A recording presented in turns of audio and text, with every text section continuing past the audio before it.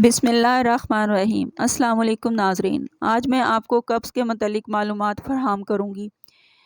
قبض کا ہومیوپیتھک علاج بہت مفید ہے اور بغیر کسی سائیڈ افیکٹ کے قبض کی علامت کو درست کر دیا جاتا ہے۔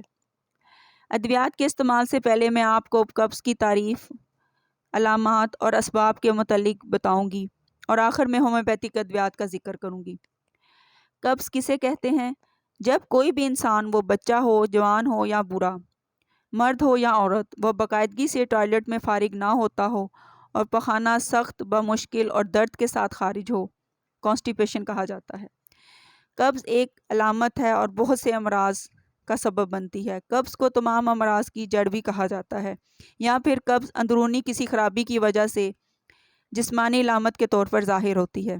ہفتہ میں 3 بار پخانہ خارج نہ ہو یا پھر روزانہ حاجت ہو لیکن بمشکل، سخت اور زور لگانے سے ہو، بڑی تکلیف کے ساتھ خارج ہو، تو رفع حاجت کے بعد بھی حاجت باقی رہے۔ بعض مریض تو ہفتہ ہفتہ پخانے کی حاجت نہ ہونے کی شکایت لے کر آتے ہیں، اور قبض کی وجہ سے پیٹ میں گیس اور درد کی شکایت رہتی ہے۔ سخت سٹول پخانہ زور لگانے سے خارج کرنے کی وجہ سے خون کا اخراج بھی ہوتا ہے، جسے پائلز بواسیر کا نام دیا جاتا ہے۔ پخانہ کا زیادہ عرصے تک انتڑیوں میں، انٹسٹائن میں رکنے کی وجہ سے پیٹ میں بدبودار گیس پیدا ہو جاتی ہے۔ مریض بد ہضمی، سستی، کاہلی اور سر درد کی شکایت کرتا ہے۔ مزاج میں چڑچڑاپن اور دل کی دھڑکن بھی تیز ہو جاتی ہے۔ اب میں اس کی قبض کے اسباب بیان کروں گی۔ آنتوں کے پٹھوں کی سستی، آنتوں کی حرکت ٹھیک طرح سے نہیں ہوتی، تھائرائیڈ کی بیماریاں، ڈپریشن اور کچھ ذہنی امراض قبض کا سبب ہوا کرتے ہیں۔ کینسر بھی قبض پیدا کرتا ہے۔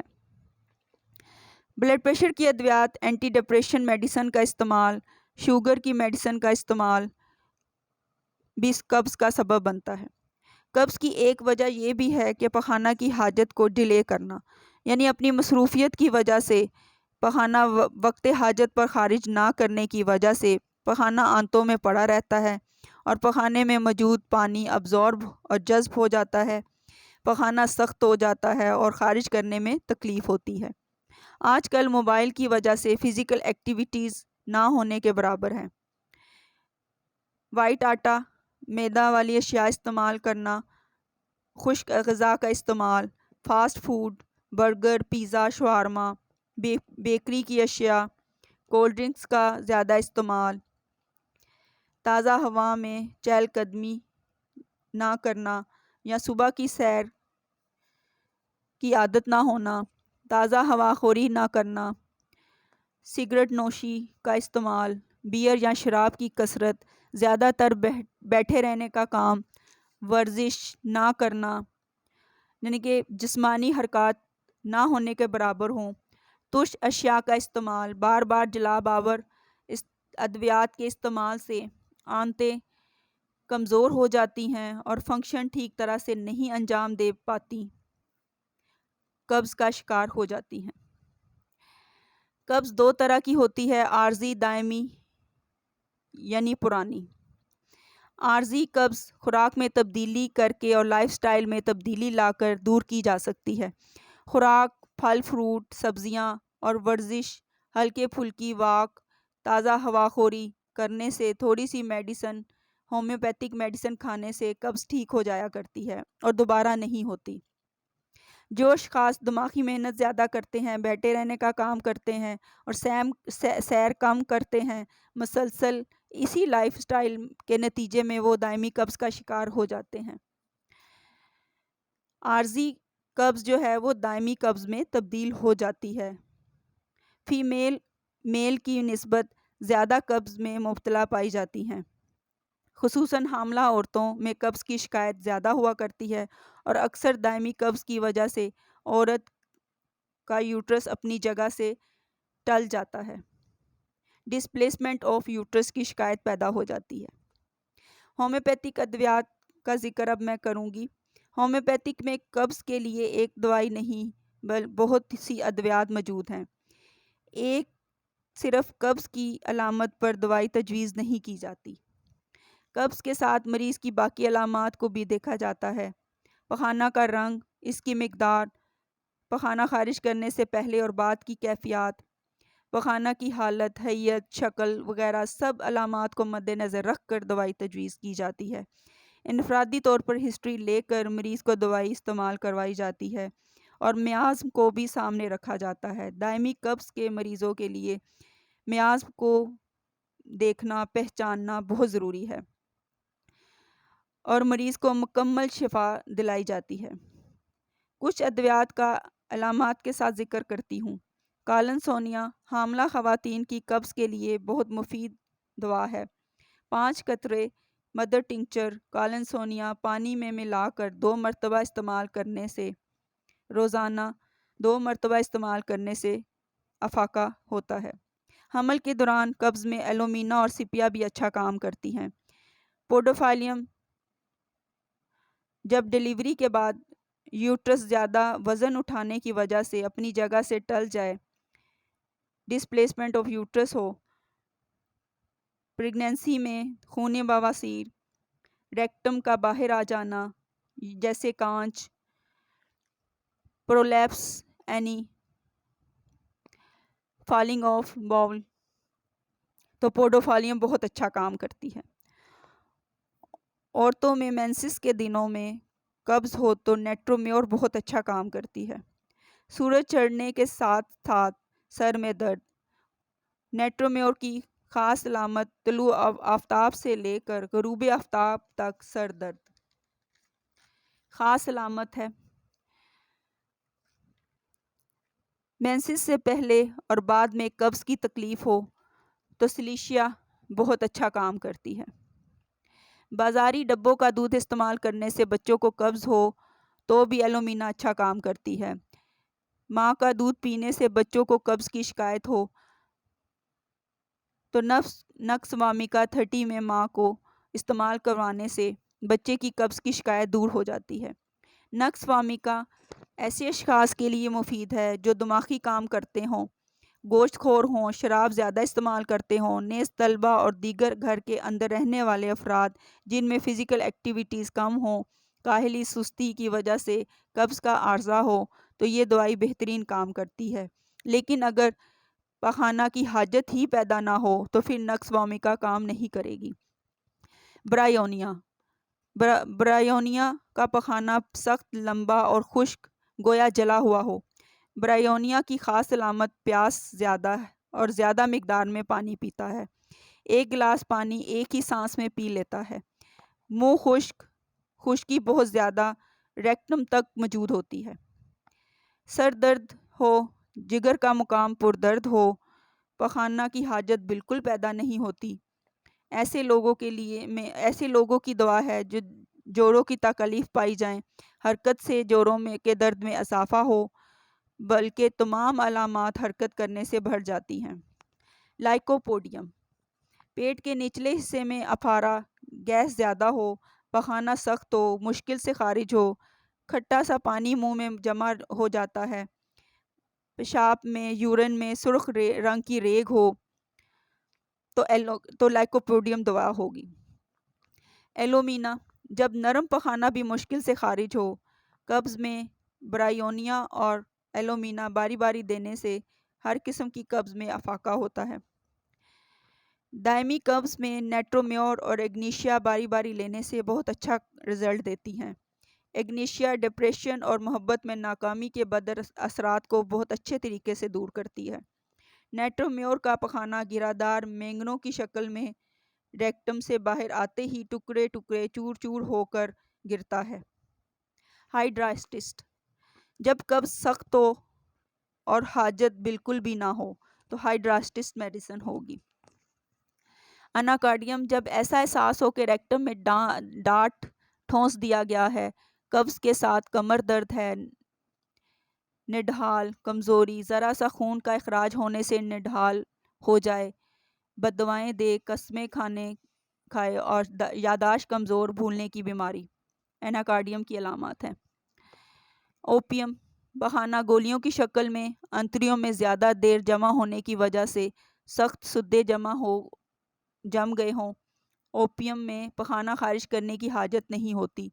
بوڑھے لوگوں کی دوا ہے، اولڈ پیپل کی میڈیسن ہے، بہت اچھا کام کرتی ہے۔ پلمبم میٹ، قبض کے ساتھ سخت درد، سیاہ ڈھیلوں کی شکل میں پخانہ خارج ہو، سدے جمع ہوں، پلمبم میٹ میں پخانہ خارج کرنے کی حاجت محسوس ہوتی ہے۔ سلفر ایک اینٹی سورک میڈیسن ہے۔ جب قبض کے ساتھ بواسیر کی شکایت ہو اور پخانے کی حاجت بار بار ہو، ریکٹم میں کوئی چیز اٹکی ہوئی محسوس ہو، قبض میں نقص وامی کا رات کے وقت استعمال کریں اور سلفر صبح نہار منہ استعمال کرنے سے بہت فائدہ ہوتا ہے۔ سلفر اگر افاقہ نہ کرے تو سورانیم کا استعمال کرنا چاہیے۔ فاسفورس میڈیسن ٹی بی کا مزاج رکھنے والے یعنی لمبے اور دبلے پتلے افراد کے لیے جن کا پخانہ لمبا پتلا سخت کتے کی مانند آتا ہو، ساتھ میں جلن ہو اور بمشکل زور لگانے سے خارج ہو تو فاسفورس میڈیسن ہوگی۔ لیگ ڈی فلوریٹم، شدید قبض، پخانہ کرتے وقت چیخ نکل جائے۔ وراٹرم ایلبم، زور لگانے سے بھی پخانہ خارج نہ ہو، سر پر سرد پسینہ آئے، مریض کمزوری کی وجہ سے پخانہ خارج کرنے کی کوشش ترک کر دے۔ تھوجا اینٹی سائیکوٹک میڈیسن ہے۔ جب قبض میں پخانہ کچھ باہر آنے کے بعد پھر سے اندر چلا جائے، بدبودار پخانہ ہو، قبض کے ساتھ گریفائٹس، قبض ہو، جسم موٹا تازہ ہو، ایسے افراد جو سردی سے کانپتے رہتے ہوں اور ہمیشہ قبض میں مبتلا رہیں، جلدی امراض کے ساتھ مضبوط جسم کے مالک ہوں، پرانی قبض، بلغمی دھاگوں سے پخانہ جڑا ہوا ہو تو گریفائٹس اچھا کام کرتی ہے۔ پلاٹینا، شدید قبض ہو، پخانہ نرم مٹی جیسا چپکنے والا ہو، مسافروں کی قبض جو متواتر ہوا پانی بدلتے رہتے ہیں، پخانہ جلا ہوا اور بمشکل خارج ہو۔ سیلینیم، ایلوز اور سینیکیولا، پخانہ کسی چیز سے یا انگلیوں سے نکالنا پڑے تو سیلینیم، ایلوز اور سینیکیولا بہت اچھا کام کرتی ہیں۔ ضدی قسم کی قبض، پیشاب رک جائے، کینابسٹائوا اچھا کام کرتی ہے۔